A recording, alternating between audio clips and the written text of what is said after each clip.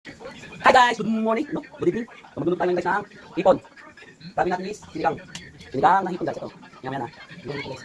Ito, mga ano natin ingredients. Ito, nakanda rin guys yung ingredients natin guys. Kangkong, sitaw, kabanos, ganyan.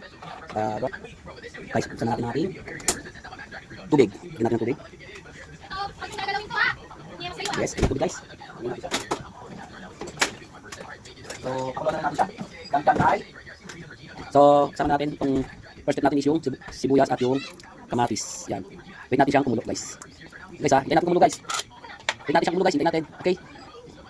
Hintayin natin kumulo. Yung guys, kumukulo na guys, siyempre. Sunod natin is, ito na guys, yung ating hipon. Hipon na guys, oh. Tignan natin guys. Hipon. Yan.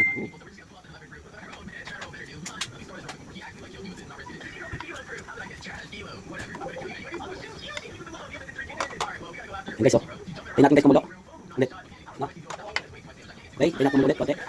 Yung guys, diba? Hanap guys yung ano, hipit kung nag-orange na siya guys, no? Yan, nag-orange na siya guys, no? Masarap siya guys. Lalagyan natin mga ito. Yung guys, no? Natin konti yung ano, yung apoy. Tapos lalagyan natin itong New Nor sinigang, original sa palok. So lalagyan natin guys, yung lalagyan natin pa masarap. Maliit lang ito guys, kaya pwede natin yung lagyan. Ooh! So yun, luin guys. Luin. Tapos, lalagyan natin guys yung ating pinakamasarap na ingredients, ang gulay. Merong talong, radish saka sitaw. Yan. Guys, yan. Sarap ba? Lalagyan natin ng Knorr cubes. Siyempre, hindi mawala ang tawag dito, paminta. Guys, tatanggalin nyo yung ano guys ha. Sa paminta, pag nakakain nyo yan, no? Nakita nyo to? Tatanggalin nyo yan guys. Ano yan? Stapler.